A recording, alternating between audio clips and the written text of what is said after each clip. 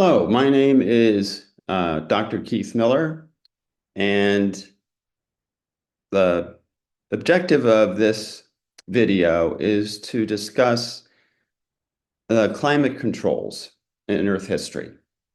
What are the various climate processes and feedback systems that have controlled the climate of the Earth over its very long geologic history?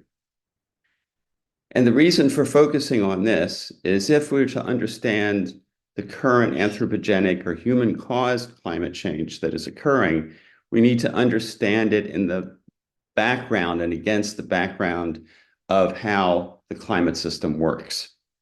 So my focus, again, on this presentation is to give a very brief introduction to how the Earth's climate is regulated. So obviously the first thing to talk about is solar radiation. Obviously all the energy that is received by the Earth that controls the Earth's climate and the Earth's global temperature is produced by the sun. It turns out that solar radiation over geologic time is not constant. And it varies on a very wide range of time scales. And that's going to be one of the things I want to focus on is the idea of scale, of time scale. So the things I'll be looking at as far as solar radiation is how the sun's radiation or luminosity has changed and will change over the history of the sun as a normal star. Second is something called Milankovitch orbital cycles, which are cyclic changes in the amount of solar radiation received by the Earth and how it is received, governed by the Earth's orbit around the sun, changes in the orbit, as well as changes in its axial tilt. And then lastly, very short-term cycles governed by changes in the sun's magnetic field over very short time scales. So long-term changes in solar luminosity, these are things that are characteristic of the evolution of stars. And sun-like stars tend to increase their luminosity through time as the hydrogen in their core is slowly converted to helium. So we're talking about the whole length of the age of the star. The luminosity is gradually increasing over time, which means in early Earth, very early Earth history, the sun was not as bright as it is today. So here's just an illustration showing the change in the sun over long periods of time. Again, the Earth is about halfway through its time on the main sequence. And this gradual increase in luminosity is something that has absolutely no impact on anything in the short term, and anything in human history or in the history of humanity. This gradual increase in luminosity is not a factor at all. But in about 10 billion years or so, the sun will eventually use up its hydrogen, and it'll turn into what's called a red dwarf as the core of the sun collapses and it starts fusing new elements. And then it will eventually have a nova explosion and be reduced to a white dwarf and then live out the rest of its history as a cooler white dwarf. Something that has a little more relevance are these things called Milankovitch orbital cycles. And there's three basic types. The first one is called orbital eccentricity. And what that means is the circularity of the Earth's orbit around the sun changes in a cyclic fashion. So the Earth's orbit around the sun is not perfectly circular. It's close, but it's not perfectly circular. And sometimes it's more circular and sometimes it's more elliptical. And what that does is it changes the amount of solar radiation received with the seasons. And this can have an impact on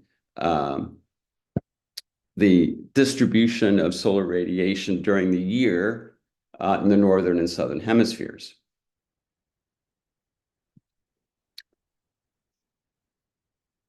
The other thing is called precession. And precession has to do with the fact that the tilt of the Earth's axis actually wobbles. So if you can imagine spinning a top and you spin the top, which is a little off axis, and you'll notice that instead of spinning directly vertical, it wobbles, right? Okay, that's precession. And what that does is that over long periods of time, over tens of thousands of years, the position, the inclination of the Earth's axis relative to the sun in different seasons changes. So for an example, on the right side of that diagram, let's say now in the northern hemisphere in January, the Earth's axis is tilted away from the sun. That gives the northern hemisphere winter. In the summer, the axis is tilted toward the sun, and so that's the northern hemisphere summer. Well, in about 11,000 years, or half one of these precession cycles, it'll be exactly the opposite. So the sun, the axis of the Earth will be pointed toward the sun at the same position that the winter previously was. And so it's reversed. Okay. So where the Earth experiences the northern hemisphere experiences most radiation will switch by 6 months.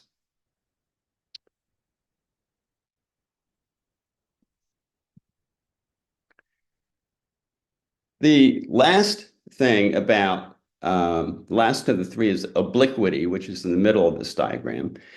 And again, the Earth's axis is tilted and it's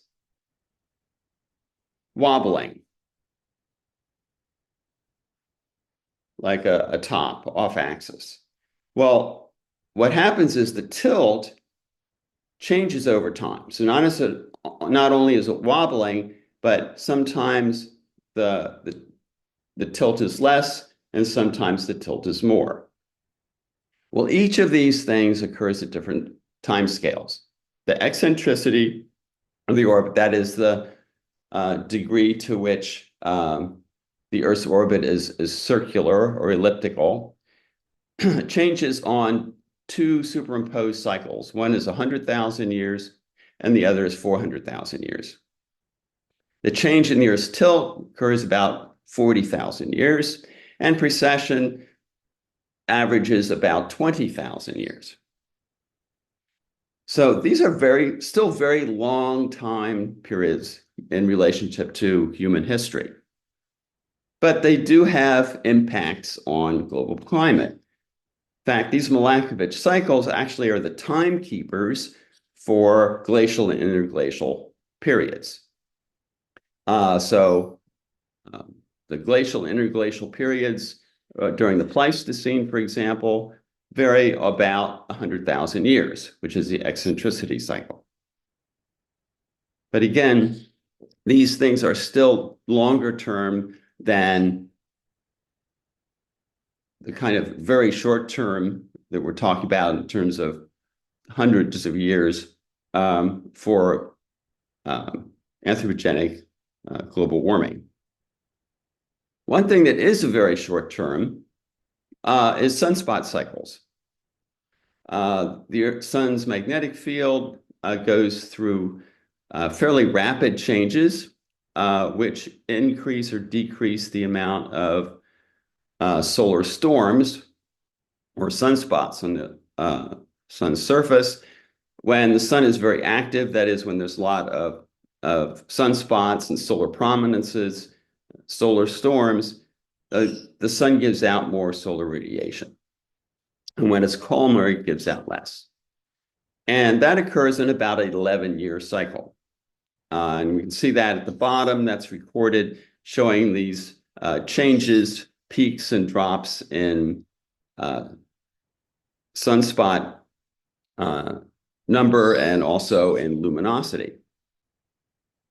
What's important to note here is these changes, in comparison to the other things that we're talking about, are very, very small. They do have an impact, all other things being equal, but they are swamped by, as we'll talk about later, about impacts from the composition of the Earth's atmosphere. And if you look at the most recent cycles, say since 1950 to the present, the amplitude of these variations have actually been decreasing, which means the amount of luminosity produced by the sun during these cycles is less as time goes on in recent history. This is at the same time as the global average temperature, has been increasing quite significantly. What are some other things that impact climate and impact the Earth's temperature? Well, one is volcanic ash or aerosols, which means very, very fine particles that are blown up into the stratosphere. This happens during very, very powerful, very, very explosive volcanic eruptions, blasting ash up into the stratosphere. It also, in these eruptions, sulfuric acid is blasted up into the stratosphere. And both of these things, both ash, which kind of acts as kind of reflective particles in the upper atmosphere that bounce solar radiation back into space, preventing it from reaching the Earth, and the sulfuric acid droplets actually act to absorb or block solar radiation. And these explosions, these events, can be quite significant, but they're very short-lived. So here's an example. These are some of the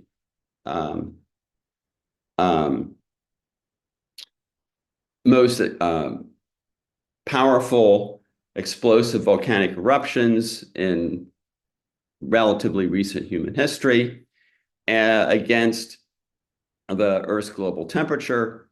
And what you see is that where those indicated dates are, those are all these major eruptions. You see a very dramatic but very brief depression in the global average temperatures.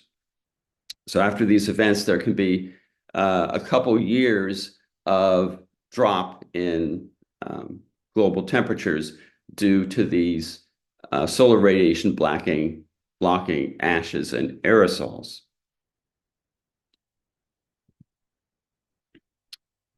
And here is that all put together. The top is the volcanic gases, and with a showing the change in radiation that's reaching the Earth, the fluctuating. Notice the very fine, very short-term fluctuations. That's the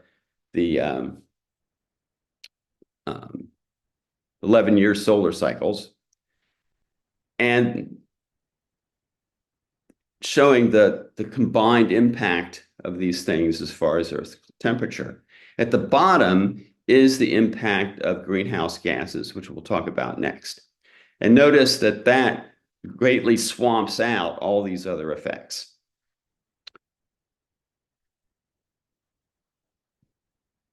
So let's look at atmospheric composition.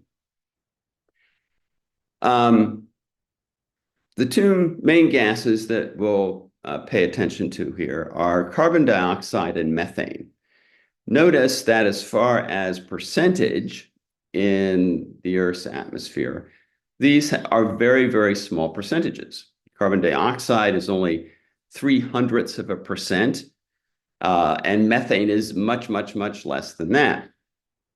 However, just these very small amounts of these gases in the atmosphere have dramatic impacts in regulating the global climate.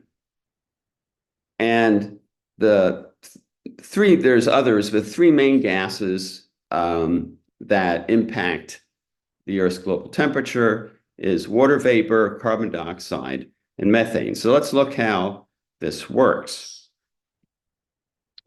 This is called the greenhouse effect, which probably many of you have already been heard of and familiar with. And the analogy of a greenhouse is actually quite helpful. So let's think about a greenhouse for a while. In a greenhouse, you have glass. Glass is transparent to visible light. That's why we can see through it. So solar radiation, visible light, comes through the glass of the greenhouse, and then it hits the objects inside the greenhouse. So it hits the floor and the tile and the plants and the soil and whatever else is in the greenhouse. Those objects and materials absorb that solar radiation and re-radiate it out as heat. That heat then is trapped in the greenhouse because glass is also an insulator and prevents the escape of that heat back outside of the greenhouse. So now let's look what happens with the Earth's greenhouse effect. Solar radiation in the visible spectrum comes through the Earth's atmosphere. The Earth's atmosphere is relatively transparent.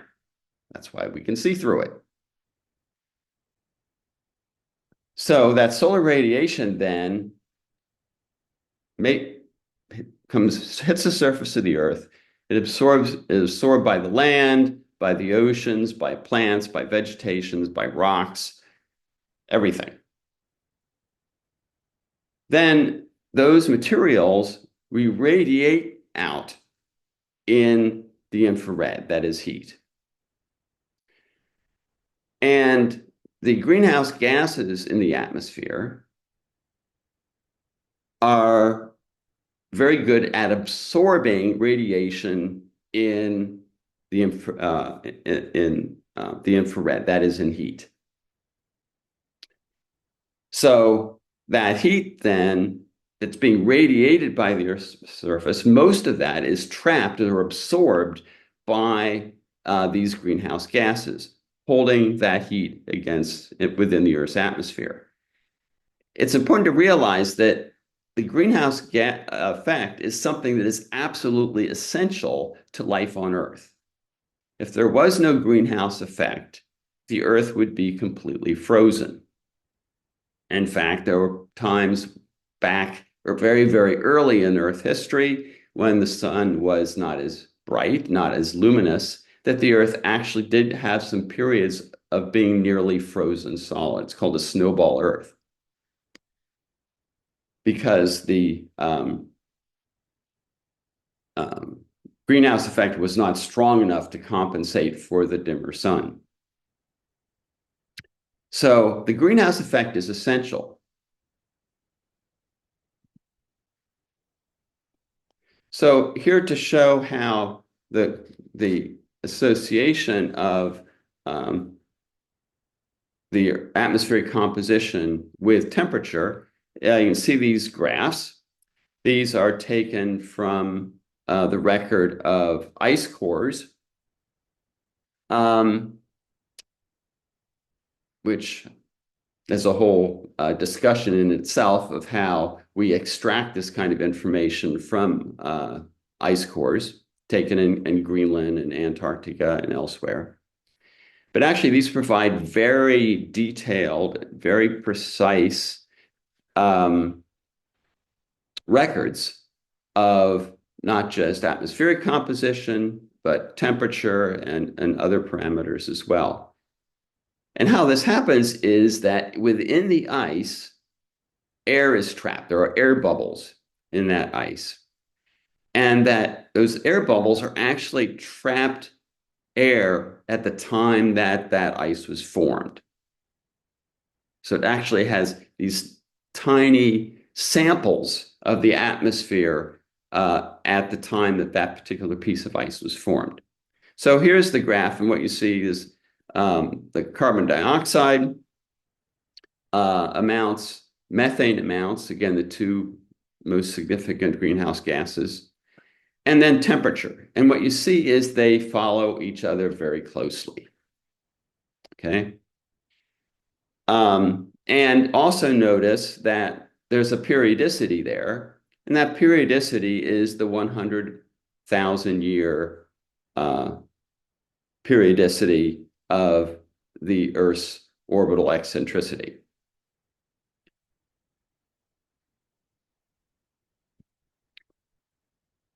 So that makes understanding the controls on the amount of carbon dioxide and methane in the atmosphere is extremely important for understanding how the Earth's climate is regulated. So what are the sources? What are the natural sources? Again, we're not talking about anthropogenic global warming in this presentation. We're looking at how the Earth's climate is regulated in the absence of human activity. So natural sources of carbon dioxide include volcanic gases, particularly from those that produce fluid lavas called basaltic. So basaltic volcanic eruptions produce a lot of carbon dioxide.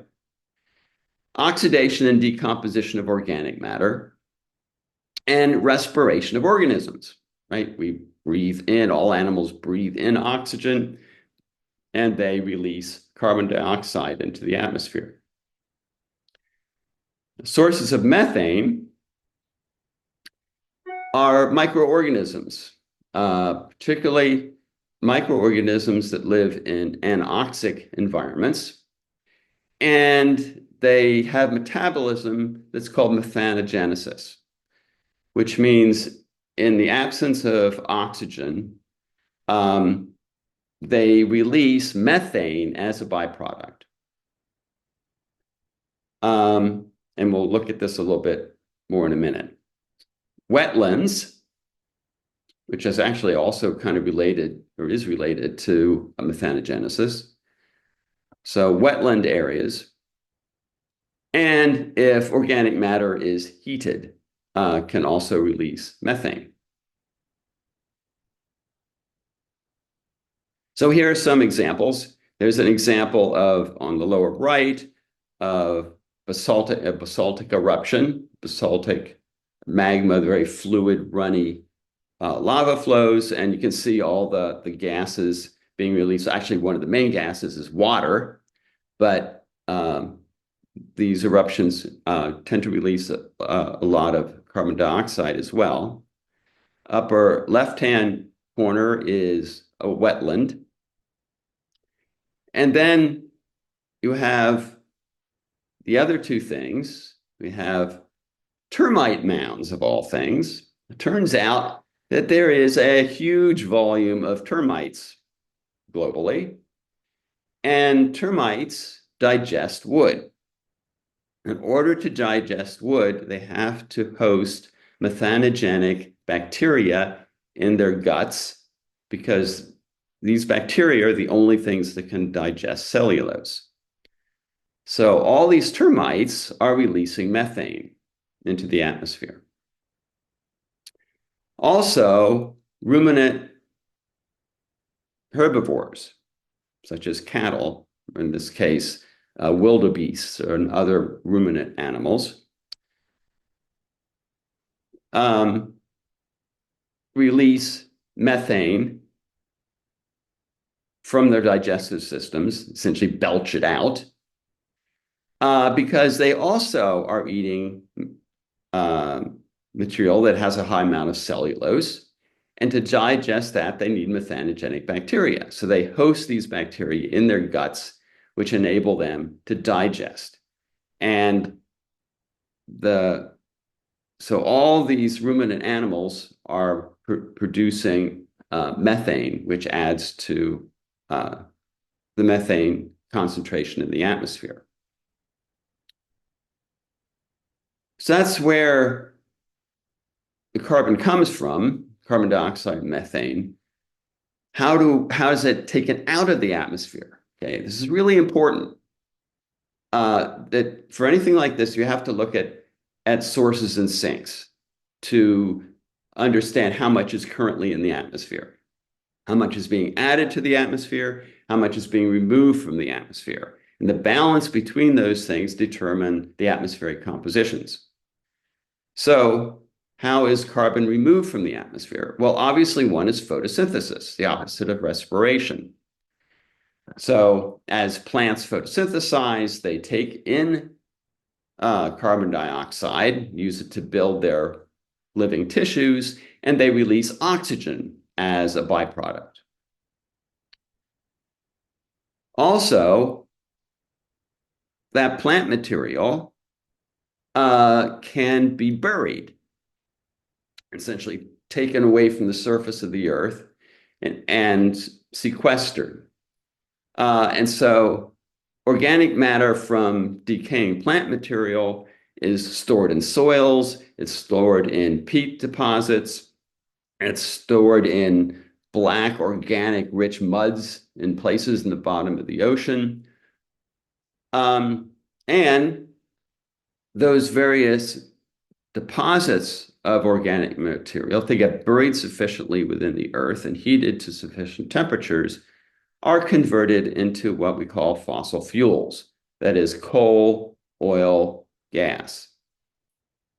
Coal, oil, and gas are all results of altering, essentially distilling carbon that's been taken out of the atmosphere by plants, by photosynthesis. So all the coal, all the oil, all the gas that's in the earth was originally produced by plants that were taking that carbon out of the atmosphere. Okay, so all that is atmospheric carbon that was taken out of the Earth's atmosphere in the past. A couple other important sinks of carbon, we'll talk about these, is permafrost and what are called methane ices or clathrates. Carbon can be, carbon dioxide, methane rather, can be frozen into ice. So the ice is actually kind of a mixture of water ice and methane. And that's frozen into permafrost, which amounts to a very high area of the Earth's surface in the Northern Hemisphere. Enormous areas are underlain by permafrost. to give you an idea, and then there's also methane ices in the deep ocean. The deep ocean is actually below freezing in temperature. And the sediments in the ocean floor contain ices, and those ices contain methane. So in that second line of this figure slide, it's estimated that this is just marine methane ices on the seafloor represent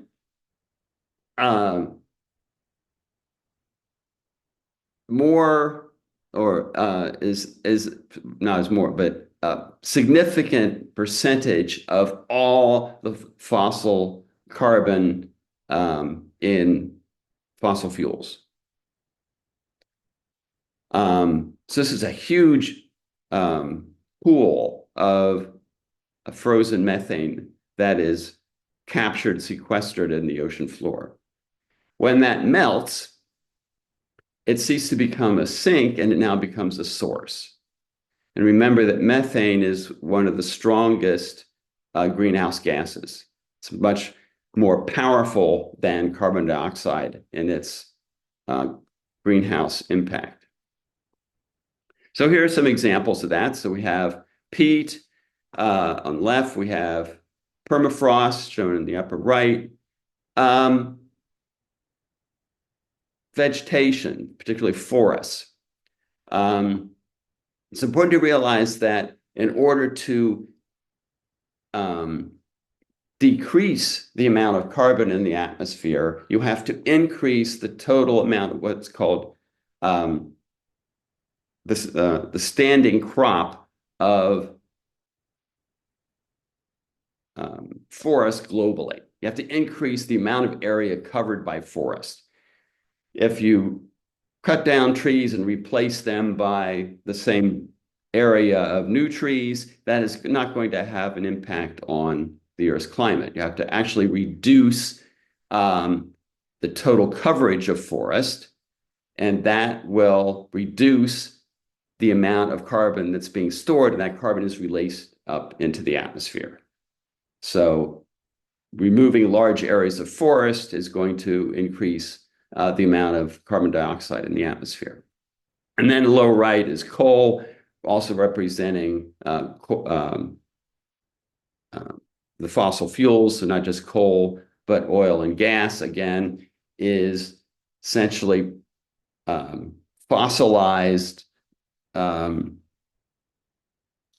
atmospheric carbon from millions of years ago and formed over millions of years of removing carbon from the atmosphere and turning it into these fossil fuels.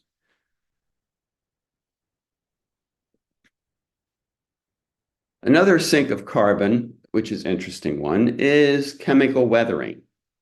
Don't worry too much about the chemical equations, but when rain falls through the atmosphere, there is carbon dioxide in the atmosphere, which dissolves very readily into water. So when that rain actually makes it to the surface, it's slightly acidic because you combine carbon dioxide and water and you get carbonic acid. So that acid rain, and all rain is somewhat acid, when it interacts with rocks, particularly igneous rocks, they're dissolved, and that carbon then gets trapped into bicarbonate ions. And that carbon then can, in the oceans, be combined with calcium ions to preserve limestone. It's also important that the oceans are a huge sink of carbon dioxide. A very high percentage of the carbon dioxide that is produced gets absorbed into the oceans.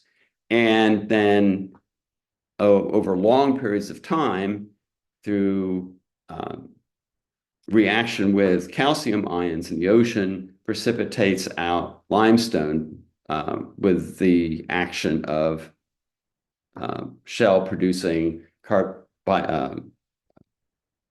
calcium carbonate producing organisms, such as corals and seashells and so forth. So here's an illustration of that. Okay, so we have the oceans, which are a huge sink. We have black shales, that's the black muds in the bottom of the ocean. We have limestones in the lower right, and then we have these clathrates or methane ices.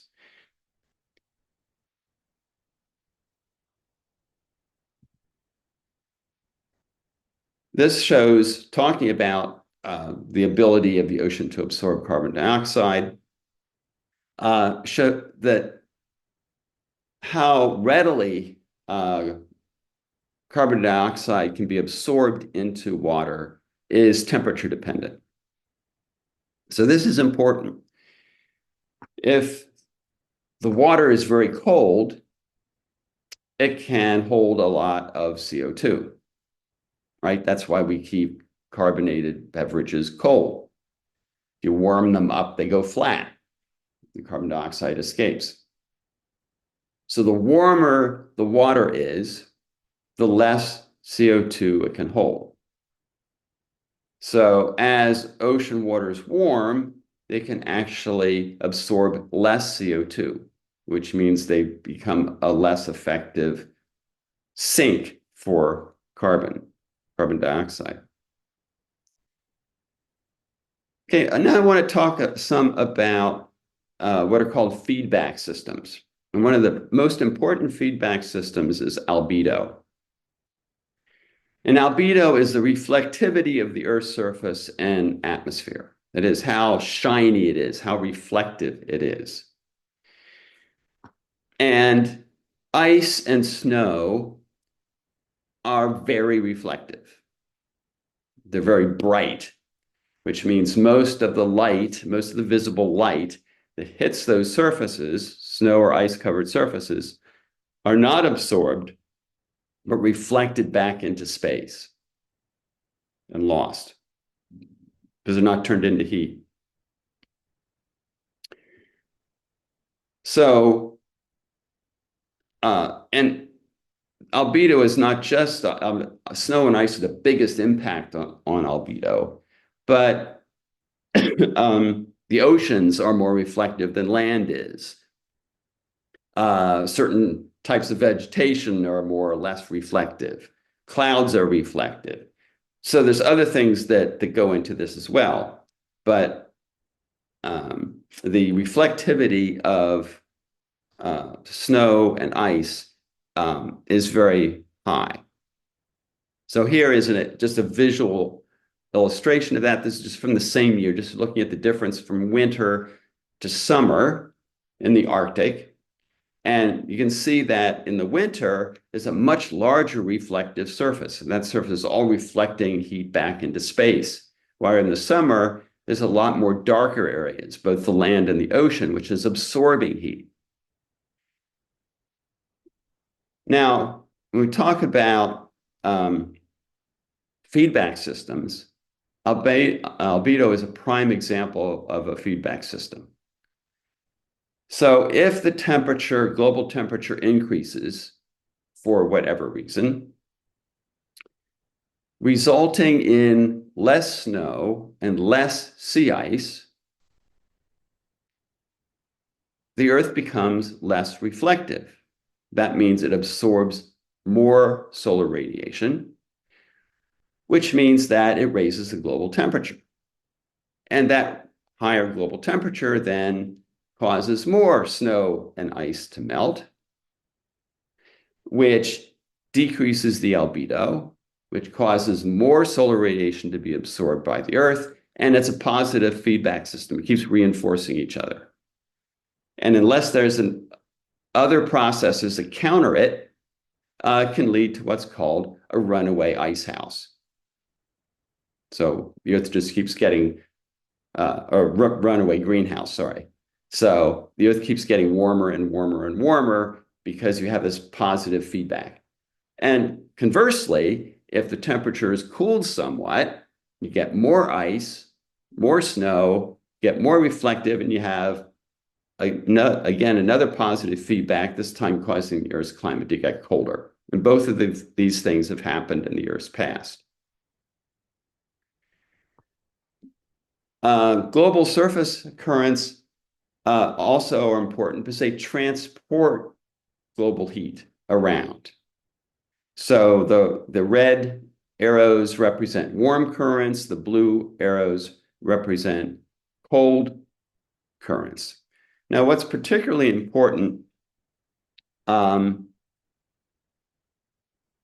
here's an illustration of the Gulf Stream, right? And it's color-coded by temperature. You see these cold currents moving along the Earth's coast, the North American coast, and then going out into the North Atlantic.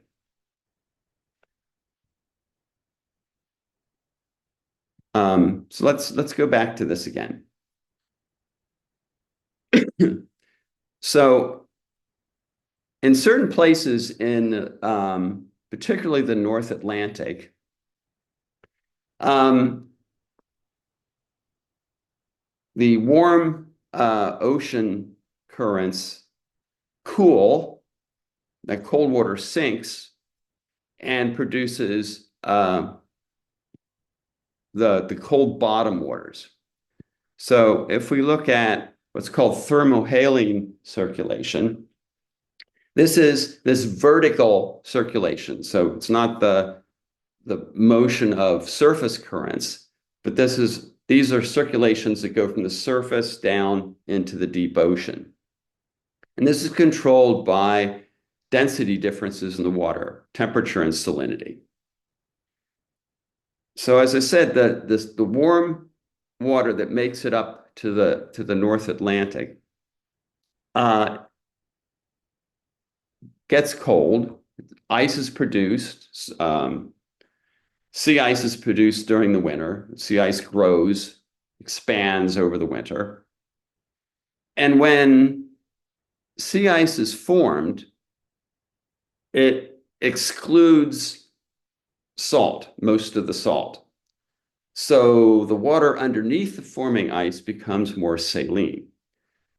So it's more saline and it's also very, very cold.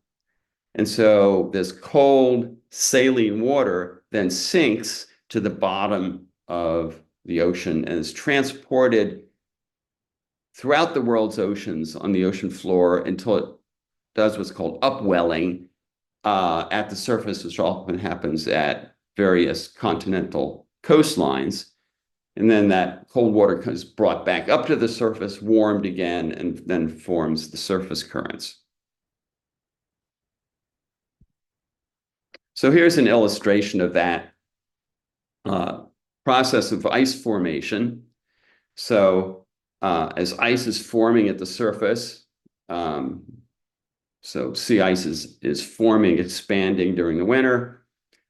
As that ice is freezing, those crystals are formed, it's excluding the salt from the crystal structure.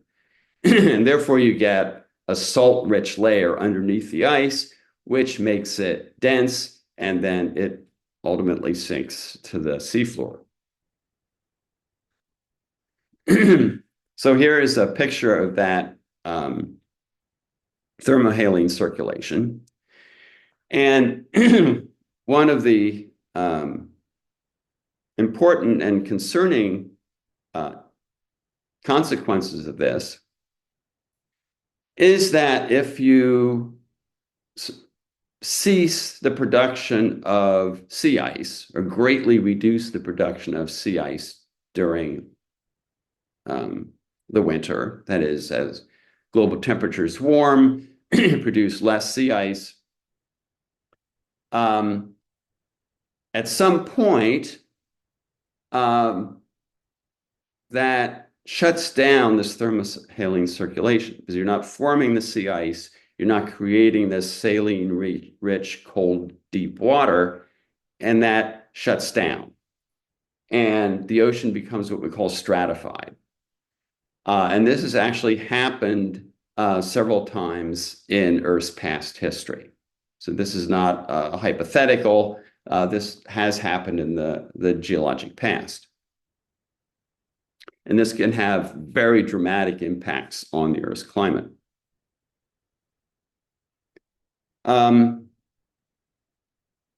So again, this is just kind of reiterating the comments that I've just made about the importance of sea ice formation. And another thing is the melting of ice. This is glacial ice, like in Greenland, for example, is pouring fresh water, cold water, but fresh water into the North Atlantic. And that can produce a layer of fresh water, which won't sink because fresh water is a lot less dense than saline water. So depending on how much fresh water is being introduced into the Northern Atlantic, would determine whether this is going to have an impact on deep saline-rich currents in the ocean. Another relatively short-term oscillation that you may have heard of is called El Niño, La Niña Southern Oscillation. And this has to do with cyclic changes in the equatorial Pacific.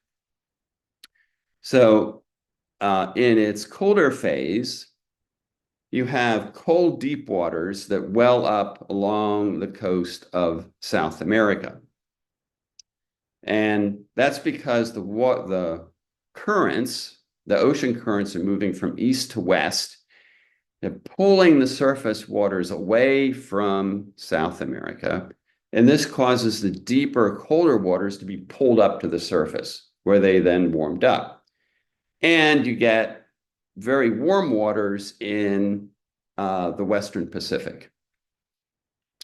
And so you have a strong current that's moving water from east to west, and you have very warm waters in the Western equatorial Pacific. And in El Nino, that weakens. The currents, the prevailing winds, equatorial prevailing winds are weakened. The westward flowing currents are weakened. That allows the warm water that was in the western part of the Pacific to move eastward, to flow eastward. And it shuts down or greatly reduces the upwelling along the South American coast. This has all kinds of impacts locally and globally. For our purposes, as far as global climate, the equatorial Pacific gets a lot warmer, which means that its contribution to the global average temperature of the Earth adds more heat. So it increases everything else being equal, it increases global temperatures during the time of an El Nino.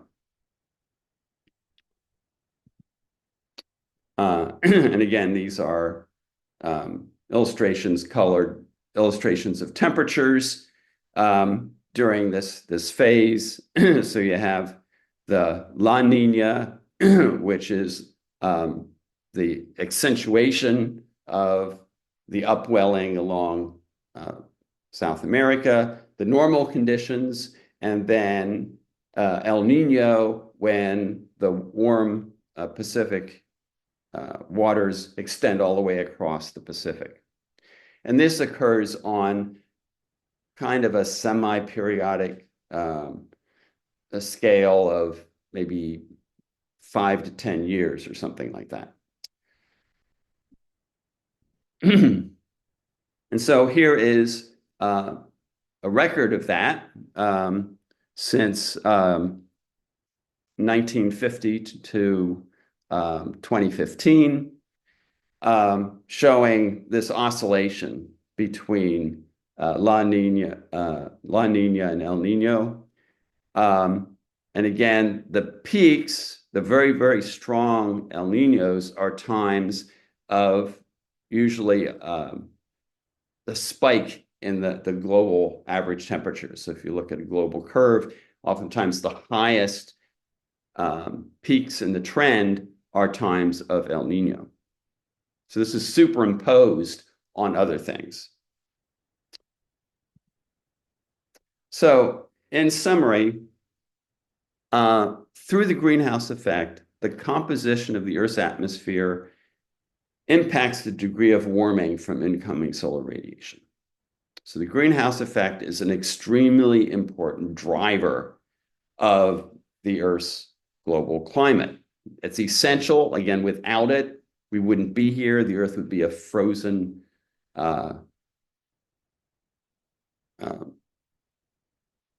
ice planet. But changes in the strength of the greenhouse effect have important implications for regulating the Earth's climate. And these are due to the concentrations of these greenhouse gases.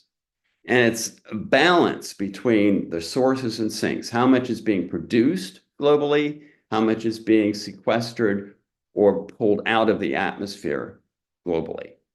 And that balance determines the trend, the longer-term trend in the Earth's climate to warming or cooling.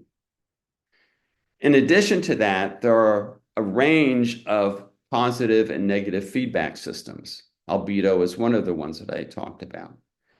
The methane ices and permafrost is another one. If the temperature of the Earth increases, you start to melt permafrost, you start to warm the ocean so that the deep marine clathrates start melting. That's producing methane. That methane will warm the global climate, warm the oceans, warm the land, so that more methane ices melt and release more methane, and you have a positive feedback loop. And then there are a variety of climate processes. I mentioned the El Nino Southern Oscillation is just one of them. There's other ones. There's an Atlantic Oscillation. There's other kind of short-term climatic fluctuations. And those are all superimposed on each other. So all these various processes are all happening at the same time. They're all superimposed. So the Earth's global climate curves are noisy. Okay, some people expect smooth curves. You're not going to get a smooth curve because there's all these superimposed processes happening at the same time.